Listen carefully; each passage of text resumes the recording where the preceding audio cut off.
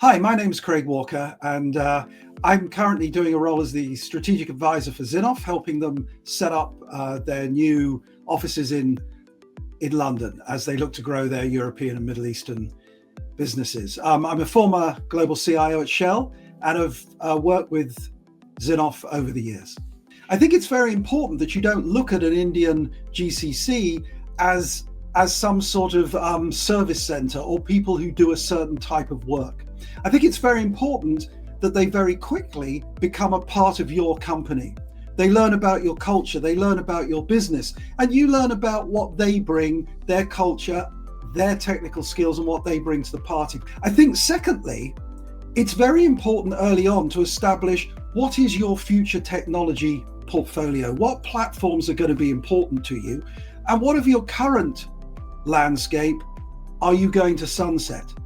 Because you want to concentrate on bringing in those new skills, the skills that are going to be the future drivers of success in your company. Thirdly, it's important to establish your senior leadership and their credibility. And maybe you cross-post some of the people from your offshore facility to the UK, and maybe you send some of your senior UK leaders out to the offshore facility for maybe a year, 18 months, 2 years. I think if you do those three things well, you're going to build a thriving, future-proofed, and very exciting GCC. I think the big success we saw was, I think Shell started off a little bit that way. Not everybody was convinced this was the right thing to do. Yes, the cost came out, but I think the real success was the way our new GCC staff stepped forward and wanted to be proactive in re-implementing systems, in improving systems, in improving processes, in using the latest tools and techniques, in bringing in new ideas and new methodologies that they'd seen at maybe previous employers. The real turning point for me was when the business visited, in Shell's case, our GCC in Bangalore, and were truly excited about what they saw and heard. Because I feel they thought, oh, we're going to put half a day aside to go talk to some technical people. Yeah, that's fine, not really my thing. They ended up spending a day there, and they got very excited about what our staff were telling them about what the future could look like. People became very proactive because they were excited about how they could do things for the business. And I think that's really, really important. Some are motivated by the money or the job title. I fully understand that. But the big successes come because you treat your GCC on an equal footing as any other part of your company. I think you have to understand some of the cultural aspects of how this is going to work. You are not necessarily completely au fait with the Indian culture and how important a job title is, or how important regular progress is.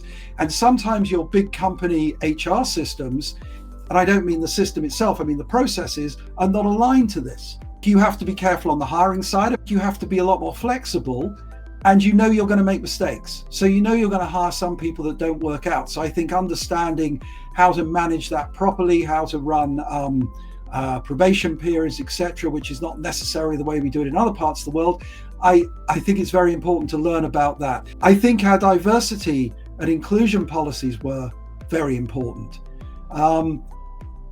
Getting that right, and again, understanding that we are working in a different part of the world, and how do we put those cultures, how do we put forward our core values as a company into a different culture. Another part to it was getting the management balance right. How many people do I move of my Indian colleagues across to work in other parts of the world, and colleagues from another part of the world across into India? So we get that cross-fertilization. Rather than taking what you hear, it's important to select some key people that you're going to transfer between your various countries, so they get to understand how it works in that country compared to how it works in yours. And you come back a better person because you have a deeper understanding not only of that company, but of that country and of that people. I think any company can make a GCC work. Now, I know if you're government or you're in military or defense or whatever it might be, if you're in industries with high IP, you may have concerns. But I think all of those concerns can be met, even the regulatory ones of where data sits can be overcome if you really want to do this. So I don't think, I wouldn't want to come up with a list of industries where I'd say, oh no, I don't think they would consider a GCC.